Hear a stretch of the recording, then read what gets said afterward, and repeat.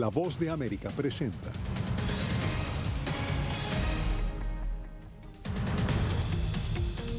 Yo creo que el presidente Salvador va por el mismo camino que Chávez. Así justifican legisladores estadounidenses la investigación a funcionarios del gobierno de El Salvador. Cientos de mexicanos vuelan a Estados Unidos en busca de la vacuna contra el coronavirus. Además, a una sola voz, comunidad internacional clama por un cese al fuego en el conflicto de la Franja de Gaza. Y un parte de tranquilidad dan autoridades estadounidenses en el combate a la cepa india del COVID-19.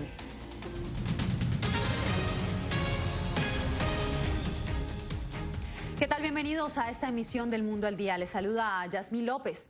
El presidente Bukele va por el camino de Maduro y Chávez, le dijo el legislador demócrata Albiol Sayers a Jorge Agobián cuando le preguntó por las razones por las que funcionarios cercanos al presidente de El Salvador hacen parte de una lista en Estados Unidos por presunta corrupción.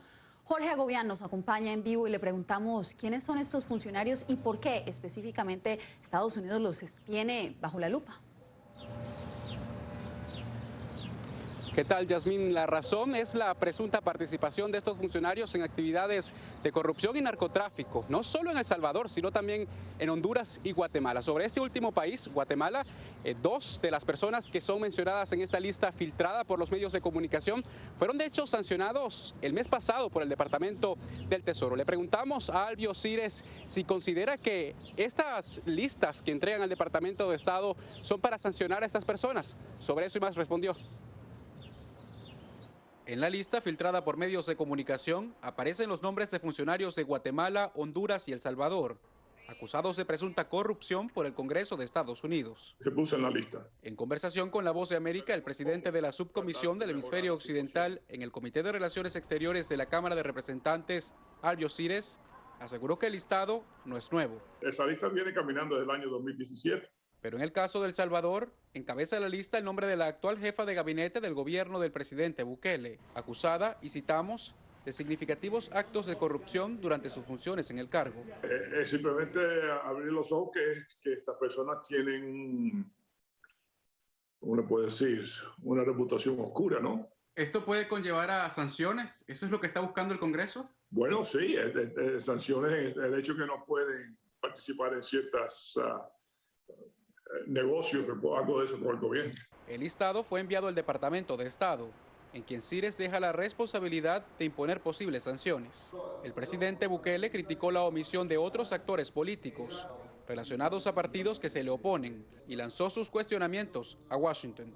Esto no es combate a la corrupción, esto es geopolítica, aunque esta vez se pasaron de cínicos. Aunque el Departamento de Estado declinó a comentar sobre el asunto, el representante Sayers reaccionó. A mí la verdad que no me preocupa mucho lo que dice el presidente de El Salvador. Yo creo que el presidente de Salvador va por el mismo camino que Maduro, que Chávez, popular al principio y mira dónde está Venezuela hoy en día. Él tiene que tener mucho... Y esta situación pone mucho más tensa la relación entre Washington y San Salvador luego de la destitución de magistrados y el fiscal general de ese país por la asamblea afín al presidente Bukele. Yasmín. Jorge, muchas gracias. Entre tanto, un incremento de vuelos internacionales desde México están registrando las autoridades estadounidenses en la frontera sur. Y es que muchos mexicanos están buscando obtener la vacuna contra el coronavirus. Víctor Hugo Castillo tiene los pormenores. La velocidad con la que se están vacunando los estadounidenses, en contraste con el lento ritmo del proceso en su país, ha provocado que cientos de mexicanos literalmente vuelen a la Unión Americana para inocularse contra el COVID-19. Pues en nuestro país no suele hacer tan avanzado el sistema de salud y pues entonces siento que es importante que Estados Unidos nos pueda echar la mano y pues progresar en el tema del COVID. El mayor salto en el número de vuelos a estados fronterizos ocurrió cuando la vacunación fue abierta a todas las personas, incluyendo adolescentes, como Juan Carlos Garza, quien voló de Monterrey al sur de Texas para vacunarse. O sea, nada más ahorita llegué hace rato y pues ya de regreso. ¿Hoy mismo te regresas? Sí, hoy mismo. Pues también creo que un poquito de compras, como 3 horas y luego ya nos vamos. Make sure that Les animamos a asegurarnos de que los niños, si pueden, de 12 años en adelante, reciban la vacunación porque queremos alcanzar esa inmunidad colectiva. California, Arizona, Nuevo México y Texas aprovechan el turismo de vacunación. Mientras tanto, ciudades como Dallas, Houston, Chicago, Miami y Nueva York ya ven una inyección a la economía que fue golpeada por la pandemia, pues aerolíneas, hoteles y tiendas, todos están viendo un incremento. Siento que me siento un poquito más confiado ya con la segunda dosis. Y pues igual siento que es otro paso más para adelante. La frontera reactiva su economía con el turismo de vacunación y regresa a cierto tipo de normalidad. Víctor Castillo, Voz de América, McAllen, Texas. Bien, y sin éxito avanzan los esfuerzos del Consejo de Seguridad de la ONU para lograr un cese al fuego en la franja de Gaza. Celia Mendoza sigue la situación desde Naciones Unidas. Celia, buenas tardes. ¿Cuáles han sido esos esfuerzos que se han desplegado en las últimas horas y por qué no se ve ningún avance frente a la magnitud de lo que está en juego? Yasmín, sabemos que hasta el momento se han reforzado la posibilidad de que exista un cese al fuego, por lo menos las propuestas por parte de Estados Unidos, que ha hablado con los diferentes líderes de la región. Al mismo tiempo, sabemos que desde aquí en Naciones Unidas el secretario general ha estado trabajando directamente con los miembros del Consejo de Seguridad, pero es difícil llegar a un acuerdo debido a que existen posiciones opuestas frente a lo que está sucediendo en la franja de Gaza. Los ataques continúan entre Israel y los territorios palestinos, donde según Naciones Unidas se registran por lo menos 200 civiles muertos, entre ellos niños, así como más de 58.000 personas desplazadas en la franja de Gaza. La situación ha llevado a que se intensifiquen los llamados a un cese al fuego por parte de la comunidad internacional, algo que reiteró este martes desde Islandia el secretario de Estado estadounidense Antony Blinken. El presidente Biden habló ayer con el primer ministro Netanyahu y expresó nuestro apoyo a un alto el fuego. Reiteró que Israel, como todos los países, tiene derecho a defenderse de los ataques indiscriminados con cohetes y enfatizó que Israel debe hacer todo lo posible para proteger a los civiles inocentes. Una petición que ha sido reiterada por el secretario general de Naciones Unidas, explicó su vocero Stefan Dujarric. El acceso humanitario para el personal y bienes necesarios a Gaza debe ser sostenido y se deben tomar las medidas adecuadas para garantizar un movimiento seguro dentro de Gaza. Durante una conferencia de prensa en su embajada en Washington, D.C., Israel insistió en que están haciendo lo posible para proteger a la población civil al responder a las acusaciones del representante de Palestina, Riyad Mansour, ante la ONU. Acogemos con beneplácito cualquier esfuerzo de cualquiera para acelerar el proceso de poner fin a esta agresión.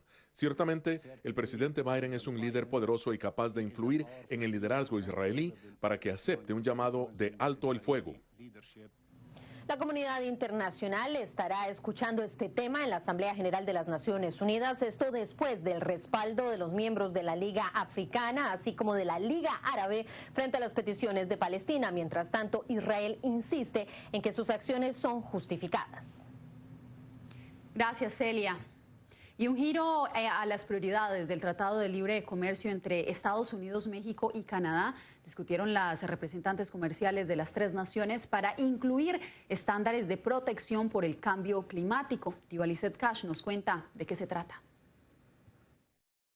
El cambio climático, tema transversal de la administración Biden y que fue ignorado por la pasada administración estadounidense, será prioridad en la práctica comercial establecida en el Tratado de Libre Comercio de Estados Unidos, México y Canadá.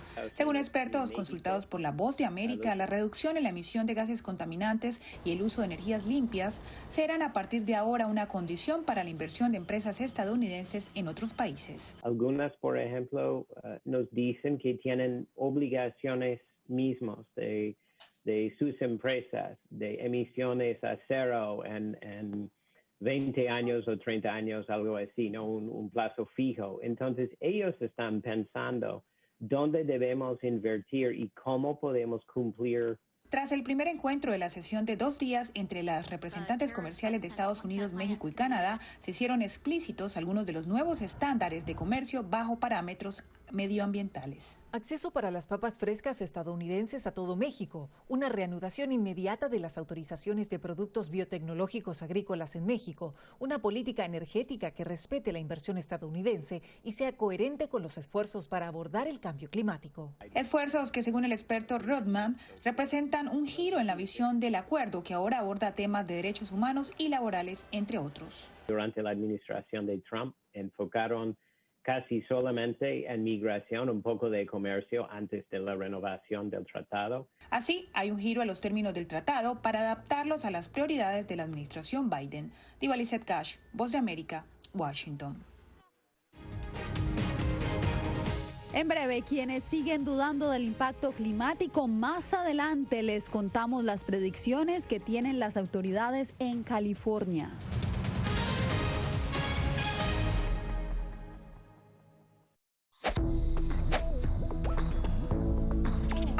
La Organización Mundial de la Salud asegura que las mascarillas son esenciales para eliminar la transmisión del nuevo coronavirus y salvar vidas. Por ello, recomienda su uso cuando se está en lugares concurridos, donde no se pueda mantener el distanciamiento social y en lugares con poca ventilación. Cuando se habla de mascarillas para protegerse del COVID-19, se refieren generalmente a la mascarilla quirúrgica, el respirador N95 o las de tela. Las mascarillas quirúrgicas planas, rectangulares y desechables protegen al portador de gotas de partículas grandes del virus e impiden que los enfermos la esparzan cuando tosen o estornudan. Los expertos advierten que solo deben ser usadas una vez. El respirador N95, de forma oval y más ajustado a la cara, tiene una válvula de exhalación que ayuda con la humedad y el calor cuando respiramos. Además de filtrar partículas grandes, puede impedir que pase el 95% de las partículas pequeñas de virus y bacterias. Ante la escasez, muchos han recurrido a hacer sus propias mascarillas y, en efecto, los expertos confirman que estas mascarillas caseras pueden ser efectivas. Las mascarillas nos pueden servir como una barrera aislante para las secreciones, pero tener mucho cuidado porque hemos visto gente que usa la mascarilla, pero al acomodarse la mascarilla se está tocando la cara. Y eso es justamente lo que queremos evitar, es que la gente se esté tocando la cara en estos momentos, porque cuando uno está en lugares públicos puedes estar pasando la mano por una superficie que ha sido tocada por otras personas y que puede estar contaminada y luego sin querer te puedes llevar la mano a la cara. Para más información visita nuestra página web y síguenos a través de las redes sociales bajo @Voz de América.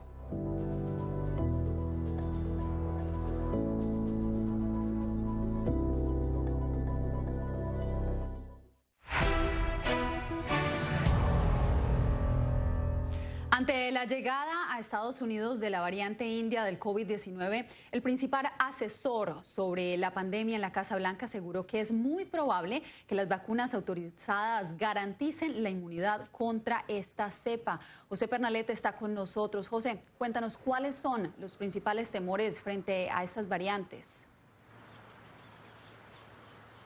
Así es, Yasmín. De acuerdo al testimonio del doctor Anthony Fauci, lo que mayor eleva las alertas es el mayor grado de contagio por parte de las variantes y en este caso sobre el linaje identificado en la India. De hecho, se trata del resultado de exámenes de laboratorio a partir de la toma de muestra de 9 personas que resultaron infectados por el linaje de la India y que recibieron vacunas autorizadas por parte de la FDA. Veamos el reporte.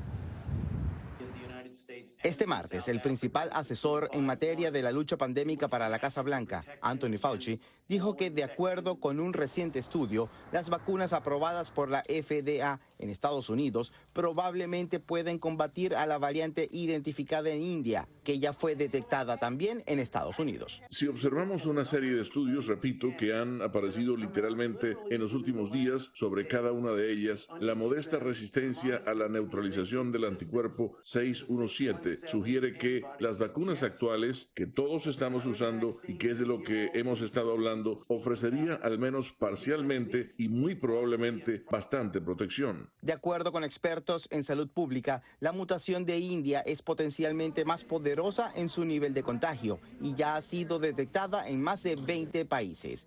Las variantes se han convertido en el principal desafío en la guerra contra el coronavirus, por el temor de una prevalencia de los casos ya ocurrida con el linaje de Reino Unido.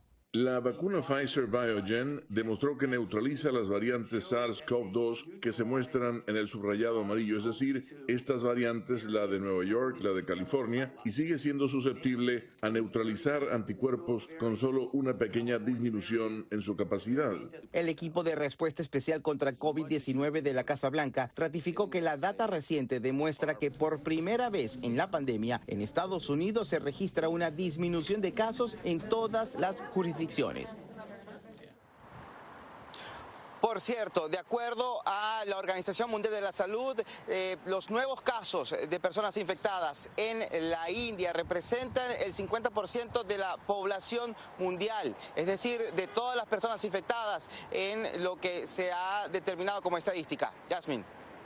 Gracias por la actualización, José. En Los Ángeles, los bomberos continúan batallando con el primer gran incendio de la temporada. Las autoridades advirtieron que este año California podría vivir la peor oleada de conflagraciones de las que se tiene registro. Verónica Villafañe con el reporte. En el 2020, California registró la peor temporada de incendios en su historia. Las llamas carbonizaron más de 16 millones de hectáreas, destruyendo miles de edificios y causando la muerte de 33 personas. Hace meses que funcionarios del estado advierten que las condiciones se están alineando para otra temporada infernal, atribuyéndolas al cambio climático. El experto Ricardo Álvarez concuerda. Tendremos estas temporadas continuas más extensas, de mayor duración, con mayor cantidad de incendios. Álvarez señala que el calentamiento global contribuye a la sequía en California, que crea el mejor combustible para los fuegos, maleza seca, como se está viendo en el actual incendio Palisades en el condado de Los Ángeles, que se estima tomará días para ser controlado. Las zonas calurosas se están volviendo más calientes, las secas más secas. Es una nueva realidad. Así fue como en abril el gobernador Gavin Newsom, que ha declarado estado de emergencia por la sequía en la mayoría de California, anunció que destinará más de $500 millones para la prevención de incendios, incluyendo la contratación de más bomberos y personal para eliminar maleza en los bosques. Lo que el gobernador está haciendo es lo correcto a corto plazo para impedir mayores daños, pero a largo plazo eso no es suficiente. Según Álvarez, hay que invertir en infraestructura y energía renovable para combatir el calentamiento global, que además del factor humano es el mayor causante de los incendios. Verónica Villafañe, Voz de América, Los Ángeles. Ningún continente, región o país es inmune al cambio climático, le recordó la ONU a los países del hemisferio que analizan el impacto del fenómeno en la seguridad de la región, como nos cuenta Laura Sepúlveda. Compromiso económico de los gobiernos se requiere para atacar las causas del cambio climático, aseguró Selman Hart, asesor del secretario general de la ONU, sobre el reto que enfrenta la humanidad. Hemos visto en todo el mundo, incluida esta región, un trastorno masivo de tormentas por competencia por alimentos, agua y otros recursos. Esto empuja a la gente a la pobreza, causa heridas mortales. Según el asesor, no es coincidencia que 12 de los lugares más peligrosos en el mundo tengan altas complicaciones climáticas, lo que según su perspectiva demuestra una relación directa entre niveles de inseguridad y cambio climático. En ello, concuerda la canciller de Panamá, quien alertó sobre otro tipo de ola migratoria que se despliega en el continente. Si bien hay una preocupación importante en la migración del Triángulo Norte, eso es muy específico. Hay una segunda ola de migración que atravesamos que es extracontinental, que llega a la parte más meridional del continente y comienza a subir a pie. Pasamos por eso y para dar un sentido, entre la pandemia, el cambio climático y el desplazamiento, las cifras que estamos viendo, pasamos de ver en nuestra frontera 600 al mes a 1000 por día en este momento. El asesor de la ONU participante en el evento convocado por el Gordon Institute destacó, sin embargo, iniciativas que buscan combatir el cambio climático en el continente, como la de países centroamericanos que son considerados líderes en el ejemplo de descarbonización. Laura Sepúlveda, Voz de América, Nueva York. Entre bloqueos y manifestaciones ya comienzan a sufrir los bolsillos de los colombianos. Al regresar de la pausa, el reporte desde Colombia.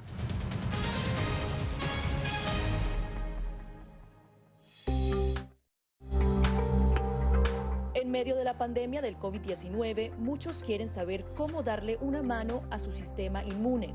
el que va realmente a combatir el coronavirus es nuestro sistema inmune, que es nuestro sistema de defensas que va a luchar contra el virus cuando aparezca. Aquí te damos 5 consejos sencillos para mantener tu sistema inmunológico funcionando de manera óptima.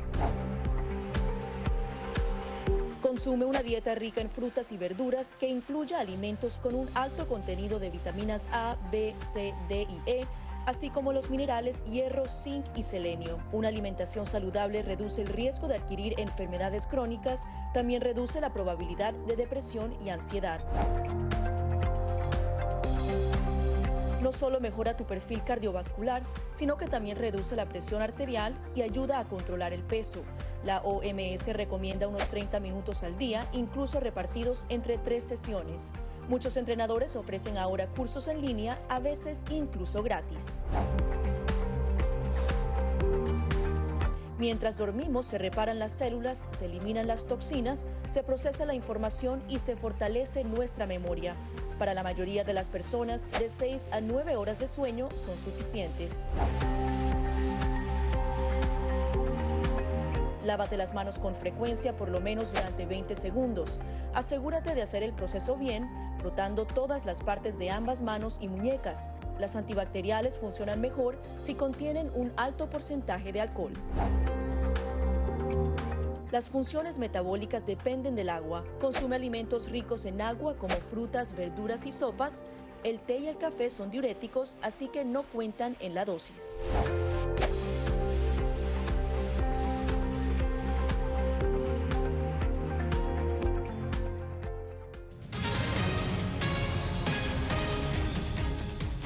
El ex líder guerrillero de las FARC, alias Jesús Santrich, habría muerto en un presunto enfrentamiento entre bandas criminales en Venezuela.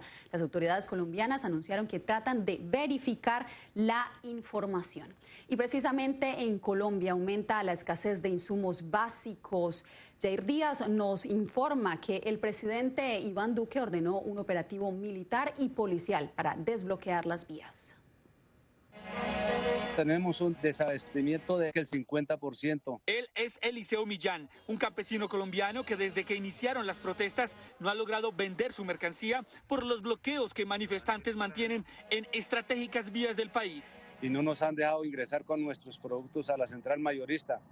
El presidente Iván Duque anunció el despliegue de una operación masiva para desbloquear las vías, exigiendo a los agentes del orden el uso proporcional de la fuerza.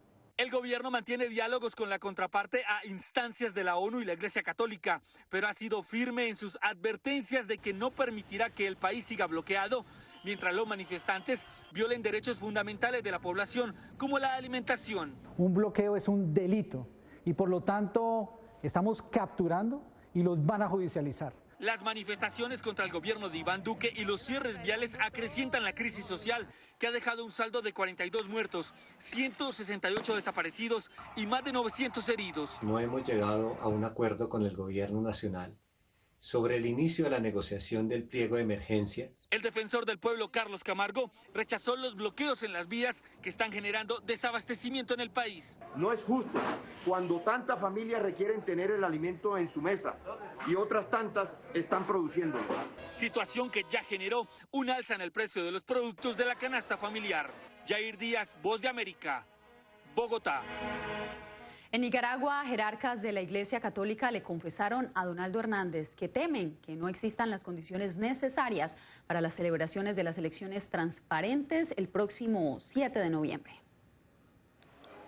Obispos que integran la Conferencia Episcopal de Nicaragua, como Abelardo Mata, Rolando Álvarez y Silvio Báez, manifestaron abiertamente su preocupación porque consideran que no hay condiciones mínimas para unas elecciones justas y transparentes en el país.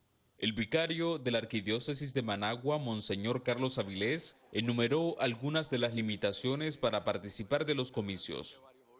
Frente a un Consejo Supremo Electoral que la mayoría es parte del partido de gobierno, frente a que hay presos políticos. Algunos analistas advirtieron además que si en el país se documenta un fraude electoral, habrá más sanciones contra funcionarios nicaragüenses. Es condición necesaria de que hayan elecciones justas, que hayan condiciones para que las elecciones se realicen y así hay mayor grado de probabilidad de que la economía se recupere. Sin embargo, el vicepresidente del Consejo Supremo Electoral, Cairo Amador, se comprometió a garantizar transparencia en los comicios del 7 de noviembre. Esas elecciones queremos que sean masivas, que el pueblo se exprese su voluntad política. La oposición se prepara para participar de las elecciones en 3 bloques, decisión que según los primeros sondeos de la opinión daría ventaja a las intenciones de reelección del presidente Daniel Ortega. Donaldo Hernández, Voz de América, Managua. Si no puede dejar de pensar, puede que algo no esté muy bien. Les contamos por qué después de la pausa.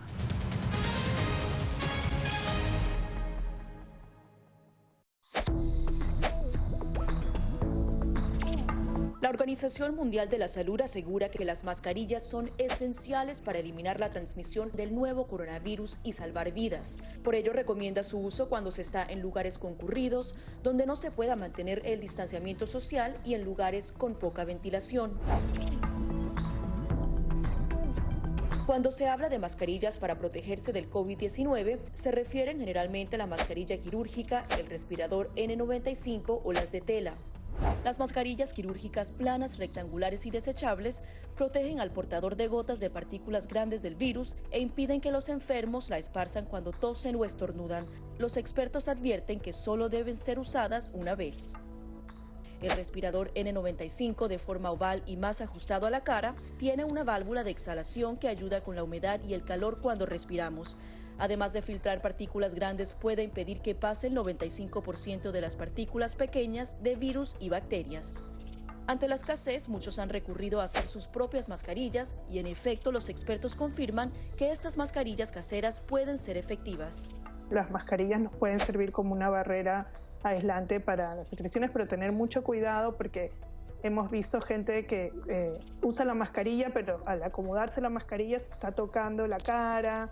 Y eso es justamente lo que queremos evitar, es que la gente se esté tocando la cara en estos momentos, porque cuando uno está en lugares públicos puedes estar pasando la mano por una superficie que ha sido tocada por otras personas y que puede estar contaminada y luego sin querer te puedes llevar la mano a la cara. Para más información visita nuestra página web y síguenos a través de las redes sociales bajo @Voz de América.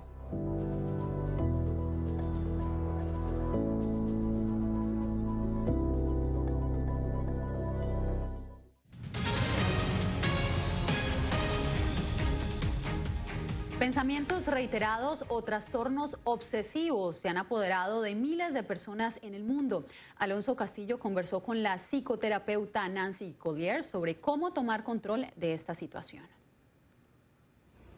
La adicción al pensamiento es un desafío que enfrentan millones de personas, ciclos interminables de repeticiones, recuerdos o proyecciones que provocan ansiedad y sufrimiento, le dijo a La Voz de América la psicoterapeuta Nancy Collier. Lo que sea que nos esté afligiendo viene desde que nacemos. Nos enseñan que la respuesta a todo es pensar más y que nosotros somos esos pensamientos. Y no lo somos, afirma la investigadora, ya que estos surgen sin nuestra voluntad, aparecen y se esfuman, pero damos por hecho que cada uno es una emergencia que nos arrastra como un río sin destino. Nuestro sufrimiento más profundo viene de cómo nos relacionamos con los pensamientos sobre lo que está sucediendo. Para la escritora, una de las conclusiones más importantes de su libro No puedo dejar de pensar es que tener un pensamiento no significa que tengas que hacerle caso. Es decir, surge, lo observas y lo dejas ir. Sin embargo, la naturaleza primitiva de la mente tiende a irse al peor escenario.